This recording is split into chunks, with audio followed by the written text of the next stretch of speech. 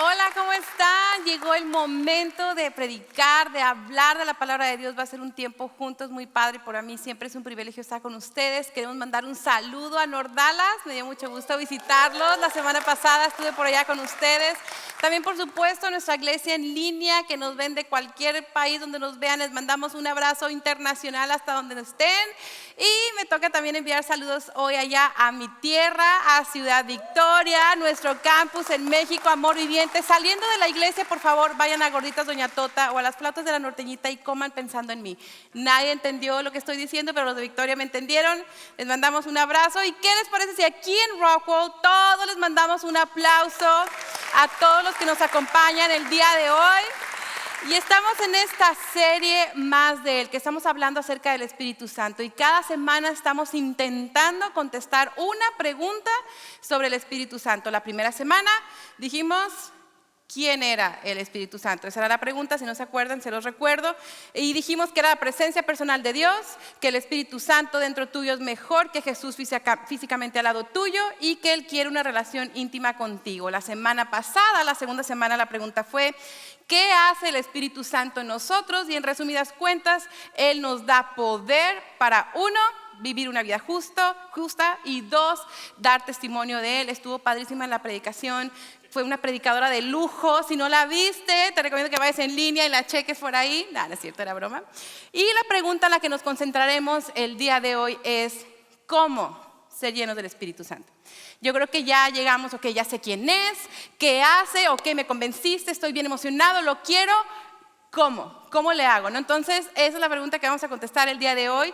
Y de nuevo, antes de contestarla, tenemos que dar un poquito de fundamento para poder entender bien la respuesta a esta pregunta. Y quiero empezar con esto. Hay tres sucesos o acontecimientos importantes en la vida de todo creyente, que es la salvación, el bautismo en agua y el ser llenos del Espíritu Santo. Y hoy vamos a hablar un poquito acerca de estos tres. Y más que explicar estos tres acontecimientos en la vida de todo creyente, vamos a ver a Jesús como nuestro mejor ejemplo en cada uno de estos tres sucesos. El primer acontecimiento es la salvación. Entonces, por supuesto, eso es cuando venimos a Cristo, cuando somos convencidos de nuestro pecado, de que necesitamos un Salvador, que el único Salvador es Jesucristo y recibimos la gracia. Todos llegamos al Señor de esta misma manera, la salvación, y siempre asociamos la salvación con Dios Padre y con Dios Hijo, con Dios y Jesús. Porque, bueno, obviamente recibimos la salvación gracias al amor y la gracia de Dios Padre y al sacrificio de Dios Hijo, Jesucristo, pero el Espíritu Santo también tiene mucho que ver en este proceso, como lo vimos la semana pasada. Él es el que trae esta convicción a nuestro corazón. Los tres, Dios Padre, Dios Hijo y Dios Espíritu Santo, trabajan juntos en cada uno de nosotros para que esto, la salvación, sea posible. Y lo dice aquí en 1 Corintios 12:13. Dice, entre nosotros, unos son judíos y otros no lo son. Algunos son esclavos y otros son personas libres. Unos son mexicanos, otros hondureños, otros venezolanos. Unos tienen más dinero, otros menos dinero. Otros son flacos, otros son gordos. Pero todos fuimos bautizados por el mismo Espíritu Santo para formar una sola iglesia y un solo cuerpo. A cada uno de nosotros nos dio el mismo Espíritu Santo. El Espíritu Santo juega un papel importantísimo en nuestra salvación. Al nosotros rendir nuestra vida al Señor, dice la Biblia que recibimos el mismo Espíritu todos. No nada más algunos que son más espirituales, no. Todos recibimos el mismo Espíritu y por eso estamos unidos en un mismo cuerpo, una sola iglesia, por un mismo Espíritu. Y quiero dejar esto bien claro porque vamos a estar hablando acerca de este tema, ¿no? Y pues en el caso de Jesús aquí en la salvación, pues Él nació bien la primera vez, Él no tuvo que nacer de nuevo como nosotros, Él nació perfecto, entonces Él siempre ha sido perfecto. Entonces obviamente aquí en esto la perfección es Él, ¿verdad? Ahora quiero ser súper clara, este paso o este acontecimiento de la salvación es lo único que necesitas para entrar al cielo. Si tú ya rendiste tu vida a Cristo y tomaste esta decisión genuinamente desde el fondo de tu corazón con todo tu ser, ya estás en el cielo, no necesitas hacer otra cosa. Yo sé que siempre damos este mismo ejemplo, pero fue el ladrón que fue crucificado al lado de Jesús. En el momento que él reconoció que Jesús era el Mesías, que él era el Hijo de Dios, Jesús volteó y le dijo, hoy mismo estarás en el cielo.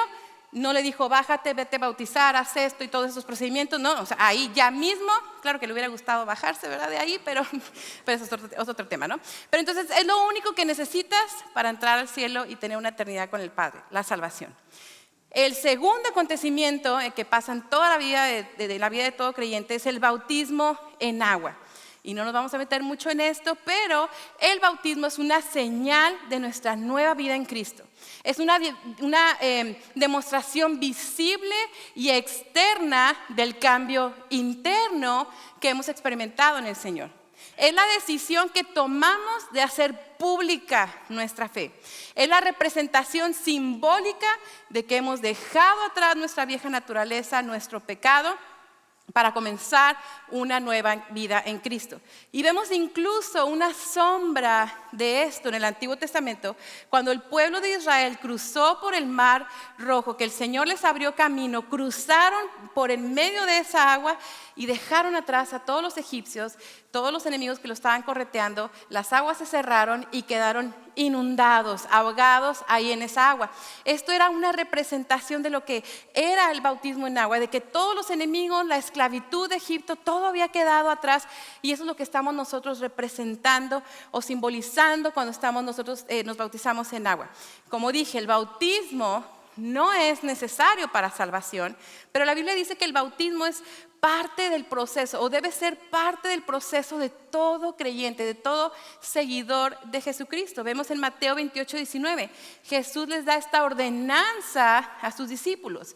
Por tanto, vayan y hagan discípulos de todas las naciones, bautizándolos en nombre del Padre, del Hijo y del Espíritu Santo.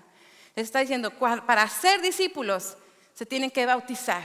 No es necesario para salvación, pero es una demostración que realmente has tomado esa decisión de seguir a Cristo. ¿Y qué mejor razón para bautizarte? Que Jesucristo mismo lo hizo. Él no comenzó su ministerio activo en la tierra hasta que se bautizó en agua. Era una demostración pública de decir, yo soy el Hijo de Dios. Y este acontecimiento lo vemos en los 4 evangelios. Esto se me hizo súper interesante porque estamos ya llegando al punto que queremos llegar. Los 4 evangelios relatan la vida de Jesús y son relatados, obviamente, escritos por 4 personas diferentes. Por eso hay ciertas diferencias entre un evangelio y otro. Hay sucesos o milagros que se mencionan en unos evangelios y en otros no, porque son escritos por diferentes personas. Pero también Mateo, Marcos y Lucas se concentran en el último año del ministerio de Jesús, y Juan en los primeros 2. Entonces hay varias diferencias entre esos 4 evangelios, pero solo hay unas cuantas cosas que son mencionadas en los 4 evangelios, que es el nacimiento de Jesús, la muerte de Jesús, la resurrección de Jesús, el milagro de los 5,000 cuando multiplicó los 5 panes y los 2 pescados, el bautismo de Jesús, porque es relatado a detalle en Mateo, Marcos y Lucas, y en Juan se hace referencia al bautismo de Jesús. Y por último, que Jesús fue lleno del Espíritu Santo. Esas son las cosas que son mencionadas en los 4 evangelios. Y llegamos por fin al tercer acontecimiento en la vida de todo creyente, ser llenos del Espíritu Santo. Y de nuevo vemos el ejemplo de Jesús. Justo después de que Jesús fue bautizado en agua, dice la Biblia que el Espíritu Santo descendió sobre él en forma de paloma, se posó sobre él y permaneció en él. Recordemos que esto fue antes de iniciar su ministerio en la tierra. Se bautizó, fue lleno del Espíritu Santo y comenzó su ministerio. Y desde ahí viene la pregunta. Si Jesucristo mismo necesitó ser lleno del Espíritu Santo cuando vivió aquí físicamente en la tierra, ¿cuánto más no lo necesitamos nosotros? ¿Estamos de acuerdo? Y hay muchos versículos en la Biblia sobre ser llenos del Espíritu Santo, que obviamente no tenemos tiempo de verlos todos, pero te voy a leer 2. Mateo 3:11, está hablando Juan el Bautista, y dice, yo los bautizo con agua como demostración de que han cambiado su vida, pero el que viene después de mí, refiriéndose a Jesús, es más poderoso que yo. Ni siquiera soy digno de ayudarle a quitarse las sandalias. Él los bautizará con el Espíritu Santo y con fuego. Está hablando de ese bautizo, de esa llenura del Espíritu Santo. Ahorita vamos a explicar más. Juan 1:33, de nuevo Juan el Bautista. Aquel sobre quien veas que el Espíritu Santo desciende y permanece, Él es el que bautiza con el Espíritu Santo. De nuevo refiriéndose a Jesús. Entonces, para resumir esto hasta aquí, vemos estos 3 acontecimientos en resumen de la vida de todo creyente. El Espíritu Santo nos une en una sola iglesia, todos lo recibimos en el momento de la salvación. Un discípulo o un creyente nos bautiza en agua, el pastor, un creyente, tu líder, tu papá si eres menor de edad, etcétera. O sea, un creyente te bautiza en agua y Jesús nos llena con el Espíritu Santo. ¿Hasta aquí vamos bien? ¿Todos allá en México, en Nordalas, en línea, todos bien? Porque en esta tercera parte o en este tercer acontecimiento donde la cosa se pone medio pelona, ¿no? Porque es como que de repente empieza a haber confusión, a ver cómo que ser llenos del Espíritu Santo, hay algo de confusión. Algunos pueden decir, no son 3 acontecimientos, son 2, porque cuando somos salvos recibimos al Espíritu Santo, entonces ya el tercero pues como que no tiene sentido. Otros dicen que no, que es un acontecimiento por separado, que recibes primero a Cristo en tu corazón, eres salvo, y en un acontecimiento separado recibes el bautismo del Espíritu Santo por separado, ¿ok? Y esta confusión viene, ponme atención, porque en algunos versículos habla o dice de ser llenos del Espíritu Santo, sean llenos del Espíritu Santo, y en otros versículos habla sobre el bautismo del Espíritu Santo o bautizarse en el Espíritu Santo, entonces está esa confusión. Pero la palabra bautismo simplemente significa inmersión o ser sumergido. Entonces, cuando la Biblia dice el bautismo del Espíritu Santo, está hablando de ser sumergido, de ser empapado, de estar lleno completamente del Espíritu Santo. Entonces, cuando dice sean llenos, sumérgete en el Espíritu Santo, sé inmerso en el Espíritu Santo, están hablando de exactamente lo mismo. Y quiero ser súper clara para que no haya espacio para malas interpretaciones aquí. El Espíritu Santo habita permanentemente en cada creyente desde el momento que son salvos. Eso es la primera cosa que quiero que entiendas. El Espíritu Santo habita permanentemente en cada creyente desde el momento en que somos salvos. Y lo más importante, escucha, cada creyente tiene toda la presencia del Espíritu Santo que necesitará para toda su vida. Lo tienes desde el momento en que vienes a Cristo. Nuestro trabajo como creyentes es permanecer sometidos a Él. Esa es la clave. De nuevo, hay muchas citas. Leemos solamente una, Romanos 8:9. El que no tiene el Espíritu de Cristo, entonces no es de Cristo. Punto. Sencillo. Todo el que pertenece a Cristo tiene el Espíritu de Cristo. Es una confirmación. Si tú ya viniste al Padre, tienes el Espíritu Santo en tu corazón. Pero, también quiero ser muy clara aquí. Hay muchas personas que dicen, bueno, ya recibí al Espíritu Santo, ya lo tengo en el momento que soy salvo, ya no tengo nada que ver con el Espíritu Santo, no tengo que andar buscando esas cosas medio raras, ya el Espíritu Santo y yo ya no tenemos nada que ver. Y eso es otro error u otra mala interpretación. Y la verdad me estaba como que debatiendo si exponía esto, el ser llenos del Espíritu Santo, como un tercer acontecimiento precisamente por esta confusión, porque no quiero que se malentienda, pero la Biblia habla específicamente sobre ser llenos del Espíritu Santo una y otra vez. Y pienso que es muy importante que dediquemos el tiempo para estudiar realmente lo que esto significa. Y hay unos versículos que a mí me ayudaron muchísimo a entender lo que significa ser llenos del Espíritu Santo al estudiarlos, y quiero compartirlos contigo. Efesios 5, del 15 al 18 dice: así que tengan cuidado de su manera de vivir. No vivan como necios, sino como sabios, aprovechando al máximo cada momento oportuno, porque los días son malos. Por tanto, no sean insensatos, sino entiendan cuál es la voluntad del Padre. No se emborrachen con vino que lleva al desenfreno. Al contrario, sean llenos del Espíritu. Para mí esto fue como que ¡plum!, se me prendió el foquillo. ahí en el cerebro, ¿no? O mi ratoncito empezó a correr. Lo entendí, como que fue revelador. Dice, sean sabios en su forma de vivir. Toma buenas decisiones. Busca la voluntad del Padre. Aprovecha cada momento que tienes en esta vida con Él. Está describiendo caminar con Dios. Está describiendo hacer su voluntad, vivir como a Él le agrada. Y de esto estábamos hablando la semana pasada, que solamente por medio del Espíritu Santo podemos lograr eso. Por eso dice, sean llenos del Espíritu. Dice, no se emborrachen con vino. ¿Por qué hace esa comparación? Porque cuando andan borrachos, están bajo la influencia y el control del alcohol. No son dueños de sus propias decisiones. Por eso hacen cada barrabasada, porque están intoxicados. Entonces está diciendo, en vez de emborracharte con vino, sé lleno del Espíritu. Que Él sea el que te influya, que Él sea el que controle tus acciones. Entonces, si resumimos estos versículos y todo lo que estamos tratando de explicar en una sola frase sería esta. El ser llenos del Espíritu Santo no es un acontecimiento, es un estilo de vida. Eso es. Por eso lo puse como 3 acontecimientos, porque primero eres salvo, vienes a Cristo, luego profesas tu fe de forma pública por medio del bautismo en agua y luego dedicas el resto de tu vida a ser lleno del Espíritu Santo. Por eso lo puse como un tercer acontecimiento. Y el ser llenos del Espíritu Santo simplemente significa que el cristiano voluntariamente rinde su vida y su voluntad al Espíritu.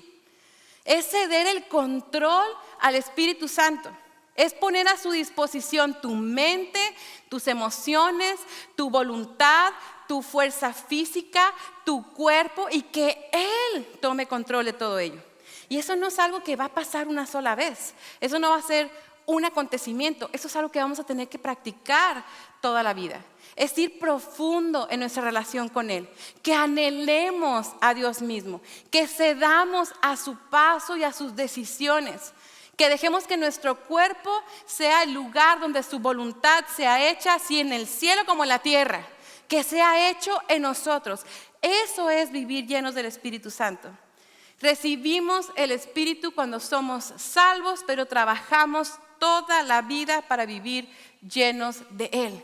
Eso es lo que nos resta, es un estilo de vida, porque escucha, el Espíritu Santo no toma control de alguien en contra de su voluntad. Él vive en ti, pero no va a imponer su voluntad sobre ti.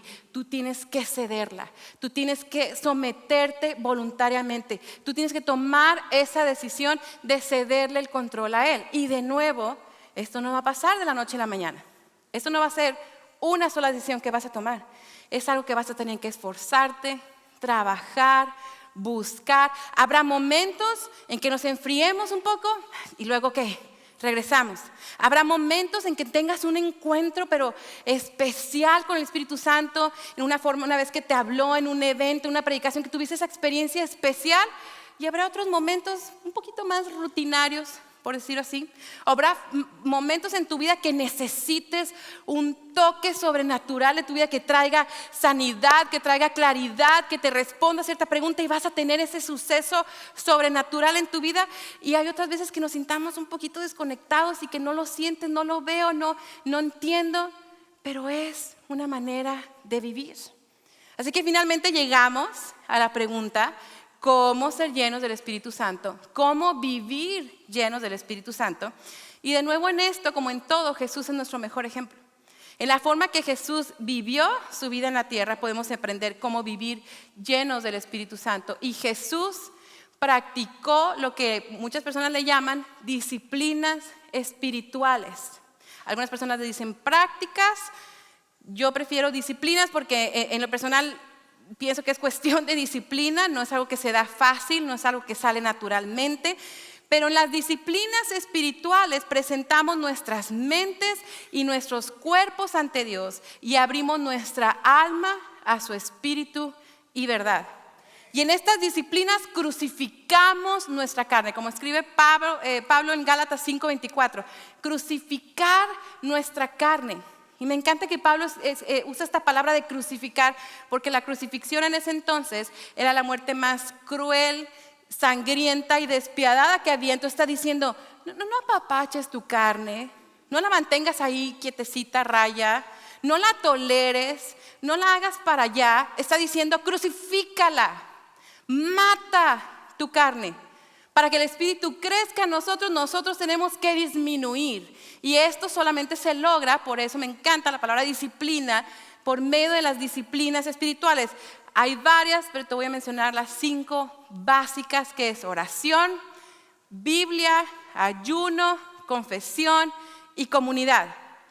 Y a lo mejor aquí dices, ay, entonces me estás diciendo que todo esto del Espíritu Santo nomás es orar y leer la Biblia. Qué revelación tan grande, qué repetitivo, siempre es lo mismo de siempre. Sí, es lo mismo de siempre, pero no lo haces. Es lo mismo de siempre porque es lo que es.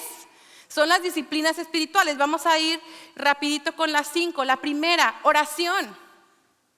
De nuevo Jesús, nuestro mejor ejemplo. Si alguien podía vivir sin orar, era el mismísimo Hijo de Dios. O sea, Él era Dios mismo. Él tenía todo el poder de Dios en sí mismo. Él era Dios y hombre al mismo tiempo. ¿Por qué necesitaría orar? Y sin embargo, era una de las disciplinas que él practicaba constantemente. Constantemente se apartaba para estar a solas con Dios y orar. Y constantemente se lo recordaba a sus discípulos, lo enseñaba. Fue la oración lo que mantuvo la visión de Jesús clara. Fue la oración lo que le dio el valor para soportar lo que había de venir, el dolor que había de venir, la voluntad perfecta pero dolorosa del Padre. Fue la oración la que lo sostuvo. Porque la oración es el campo de batalla en que ganamos la guerra contra nuestra carne. Es la oración nada más. Y la oración es lo que la Biblia dice que el Espíritu Santo nos ayuda más que para cualquier otra cosa. ¿Sabías eso? El Espíritu Santo nos ayuda, es nuestro ayudador, nos ayuda para muchas cosas. Pero la Biblia es lo que más menciona que el Espíritu Santo nos ayuda a orar. Porque es en la oración cuando nos unimos con el Espíritu Santo. Cuando nuestros miedos, nuestras inseguridades, nuestras necesidades, nuestro corazón, nuestra voluntad, todo se alinea con el Espíritu. Si hay malas intenciones, lo revela. Si estamos pidiendo algo en contra de su voluntad, nos alinea y nos mete donde deberíamos de estar. Romanos 8, 26, 27. Asimismo, en nuestra debilidad, el Espíritu acude a ayudarnos. No sabemos qué pedir, pero el Espíritu mismo intercede por nosotros con gemidos que no pueden expresarse con palabras. Y Dios, que examina los corazones, sabe cuál es la intención del Espíritu, porque el Espíritu intercede por los creyentes conforme a la voluntad de Dios. La oración verdadera es cuando logramos alinearnos con el Espíritu que habita dentro de nosotros. Y eso no puede suceder de la noche a la mañana. Como con todo, la oración requiere práctica. Y a lo mejor tú puedes decir, ay, yo oro todo el tiempo. Voy en el estacionamiento y digo, Señor, ayúdame a encontrar un estacionamiento aquí en Walmart porque siempre hay mucha gente. Ya oré. O antes de los alimentos, que el Señor bendiga lo que caiga a la barriga. Yo siempre oro. No estoy diciendo que eso no cuenta, pero eso yo me estoy refiriendo a una vida de oración, que realmente intercedas por otros, que realmente derrames tu corazón ante Dios y que Él derrame su corazón en ti. Y comienzas a orar en formas que nunca habías hecho o por cosas que nunca te habían venido a la mente o que nunca te habían importado, porque el Espíritu te lo revela. Yo creo que todos estamos de acuerdo en que la oración es esencial, pero el problema es que no lo hacemos. ¿Amén? Ok. Segunda disciplina, la Biblia, leer la Biblia. Y de nuevo Jesús, nuestro mejor ejemplo. Cuando Jesús fue tentado en el desierto por Satanás, ¿cómo luchó contra las mentiras del enemigo? Con la palabra de Dios. Y no es que decir los versículos sea como un encantamiento mágico que al decirlos o leer la tarjetita que está ahí en la mesa o algo, ya con eso es un encantamiento mágico y ya, pum. No es eso. Leer la Biblia no se trata de información, sino de formación. ¿Okay? Es quitar nuestros pensamientos, mentiras, falsos conceptos y tomar la mente de Cristo. Pensar como Cristo piensa. Llenar tu mente con los pensamientos de Dios regularmente y profundamente, que literalmente cambie tu cerebro y tu forma de pensar y por lo tanto tu forma de actuar y tu forma de vivir. Eso es realmente leer la Biblia, que no nada más, que abunde tanto la palabra en nosotros, que no nada más pensemos acerca de la Biblia, sino que pensemos la Biblia. Que sea nuestro pensamiento, que sea nuestra verdad, que sea nuestra forma de vivir, de actuar, de pensar, de hablar. Al reemplazar tus pensamientos con los pensamientos de Dios, se va a reflejar en tus acciones. Y así comenzamos a vivir una vida justa. La tercera disciplina, el ayuno. Y esta yo creo que es una de las disciplinas más olvidadas en la comunidad cristiana. Y comienzo yo. La verdad, cuando estaba preparando este mensaje, no me pude acordar de la última vez que ayuné. Me da pena decirlo, pero es la verdad. No me puedo acordar de la última vez que ayuné. Yo creo que hice el ayuno de Daniel, ese de puros vegetales, hace como 3 años, pero la verdad era el principio de año y creo que nada más lo hice como para adelgazar un poquito. Pero de verdad, yo soy culpable de esto. Pero hemos olvidado esta disciplina espiritual. Y como que a lo mejor dices, ¿qué tiene que ver el ayuno? Porque bueno, para los que no sepan, el ayuno es abstenerse de comida por un cierto periodo de tiempo y durante ese tiempo ser más intencional en buscar a Dios, en leer su palabra y orar. Y a lo mejor dices, yo no entiendo, ¿qué tiene que ver mi relación con Dios con mi panza o con el estómago, con mi hambre física? Como que ¿cómo se relaciona? Y por eso digo abstenerse de comida específicamente, porque hoy en día se habla mucho de el ayuno de redes sociales, ayuno de televisión. No, soy muy adicta al Facebook, no voy a abrir Facebook por una semana, ayuné de redes sociales. O no, hombre, voy a ayunar de Amazon, de pedir todo por Amazon y de comprar. O voy a ayunar de Netflix. O sea, sí, esas cosas te ayudan, si es una adicción en tu vida, obvio que te va a ayudar, pero eso es abstinencia. El ayuno bíblico es abstenerte de comida. ¿Y por qué es tan poderoso el ayuno? Porque es realmente como hacer a tu cuerpo un aliado en la lucha contra tu carne. Más que cualquier otra disciplina espiritual, el ayuno nos revela cosas que nos controlan.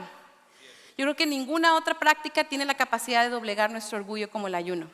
Porque al ayunar, al debilitar nuestro cuerpo físico para fortalecer nuestro espíritu, lo primero que hace es que revela las cosas que todavía estamos atados. Cuando es la 1 de la tarde y no has tomado café ni comido pan, te sale pero el mugrero, ¿sí o no? El mal humor, el enojo, y ya le gritaste al huerco y al esposo y sale lo que tiene ahí en tu corazón. ¿Por qué? Porque el ayunar entrena a nuestro cuerpo a que no siempre va a tener lo que quiere. Y ese es el principio de pecado. Yo lo quiero, yo quiero decirlo, yo quiero verlo, yo quiero hacerlo, lo quiero, lo hago. Ese es el principio del pecado. Entonces con el ayuno es una disciplina que estamos entrenando a nuestro cuerpo a decir, oye, no siempre vas a tener lo que quieres. Y te voy a enseñar que en medio de este sufrimiento, porque es un sufrimiento ayunar, bueno, cuando menos para mí, pero en medio de ese sufrimiento vas a tener paz y vas a tener gozo y vas a agradecer y vas a alabar al Señor, porque el sufrimiento es inevitable, pero el gozo es una opción. Entonces en el ayuno aprendemos a sufrir con gozo. Es un entrenamiento constante, una disciplina constante. Y de nuevo, hay muchas referencias bíblicas sobre el ayuno que no tenemos tiempo, pero solamente vamos a tomar a Jesús. Cuando fue tentado en el desierto, llevaba 40 días ayunando. ¡Wow! Yo nunca he ayunado tanto tiempo. Y algo que, la verdad sobre esto, cuando vino el enemigo, cuando vino Satanás a tentar a Jesús en el día 40, yo muchas veces había escuchado, y honestamente yo también lo pensaba, que el enemigo vino en el momento más débil y frágil de Jesús, porque llevaba 40 días sin comer. Pero escucha, Jesús tenía 40 días ayunando y orando. ¿Tú crees que estaba débil? Estaba en la cima de su poder espiritual. Por eso cuando vino Satanás a tentarlo dijo, no me vengas. O sea, estoy súper conectado con Dios.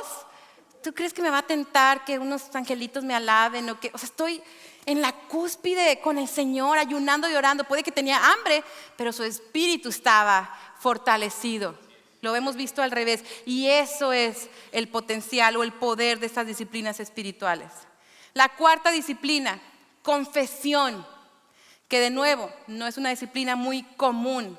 Y pienso que de hecho esta disciplina en particular no es tan común porque se ha malinterpretado o se ha hecho mal uso o se ha abusado de esta disciplina. Como una mala práctica de esta disciplina es que nada más confiesas tu pecado a una sola persona, te dice la penitencia, lo haces, ya, listo. Es más, ni le ves la cara porque lo haces a través de una pantalla o de una reja y ni le tienes que ver la cara. O la mala práctica de que vas y le dices a tu líder o a tu pastor que resulta ser abusivo y te expone ante todos con ese pecado y te lastima. O ese hermano o hermana en Cristo que le confesaste y te traiciona tu confianza. Y entonces nos vamos al otro extremo. No, pues nada más necesito confesarle mi pecado al Señor, entre Él y yo, relación personal. Nadie más necesita saber. Con Él recibo el perdón y ya. Pero la confesión no solamente es para obtener perdón, sino para obtener libertad. Y por eso la Biblia habla de confesarnos nuestros pecados unos a otros, porque eso expone a la luz aquello que crece en la oscuridad. Y mientras más permanezcas aislado con tu pecado, ahí escondido, ahí en la oscuridad, sin confesarlo, más grande será el poder del pecado sobre tu vida. Porque el pecado prefiere permanecer oculto. Santiago 5:16, por eso confiésense unos a otros sus pecados y oren unos por otros para que sean sanados. La oración del justo es poderosa y eficaz. Hay poder y hay libertad cuando confiesas por nombre tu pecado a una comunidad que te ama y que va a buscar tu restauración. Y eso nos lleva al último punto, la última disciplina, la comunidad. Si ser llenos del Espíritu Santo es un estilo de vida, no podemos hacerlo solos. No podemos vivir toda la vida así, solos. Iglesia, vivimos en tiempos difíciles y no quiero ser aguafiestas ni pesimistas, pero se va a poner peor. Esto va a ir de mal en peor. Esto no va a mejorar. Es difícil seguir a Cristo. Es difícil permanecer alejados del pecado. Es difícil vivir llenos del Espíritu Santo. Y la iglesia debería de ser esta red de discípulos comprometidos, fieles a Jesús, que nos apoyemos unos a otros. Debería ser un lugar seguro, y no me refiero al edificio. La iglesia como cuerpo de Cristo debería ser un lugar seguro. Un lugar donde se luche contra el mal, donde se luche contra nuestra carne. Un sistema de apoyo. Yo te voy a ayudar y tú me ayudas y nos echamos acá ánimos uno al otro.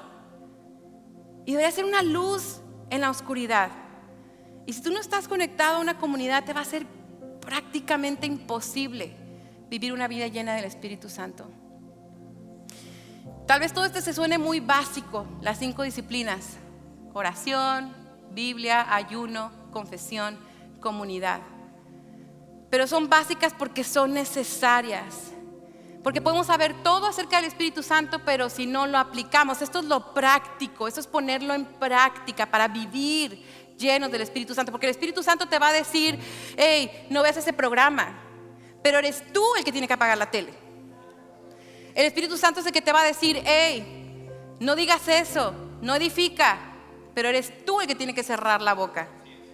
O Él te va a decir: hey, dedícale tiempo a tus hijos.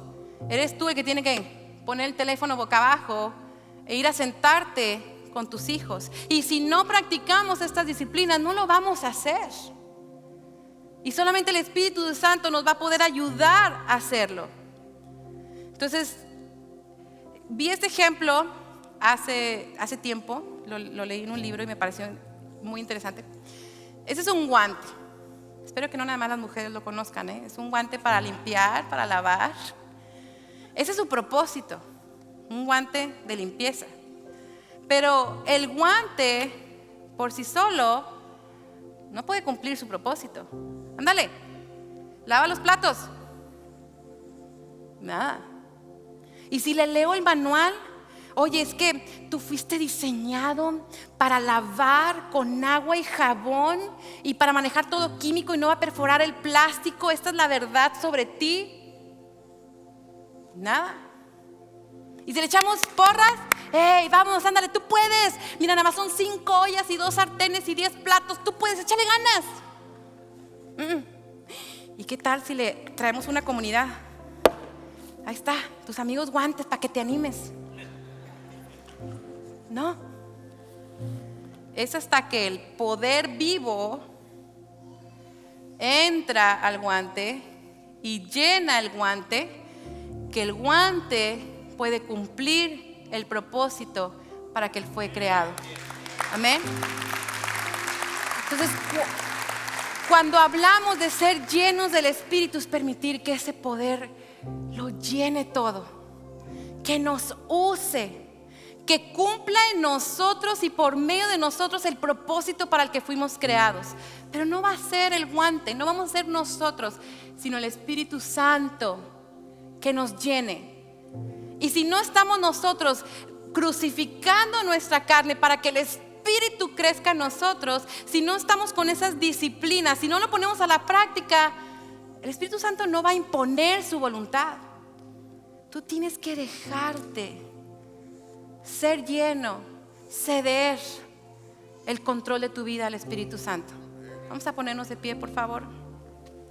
Señor, te damos gracias, Señor, porque eres bueno. Gracias, Señor, porque sabemos, Señor, que en nosotros tú puedes cumplir tu propósito, Señor, y eso es un privilegio.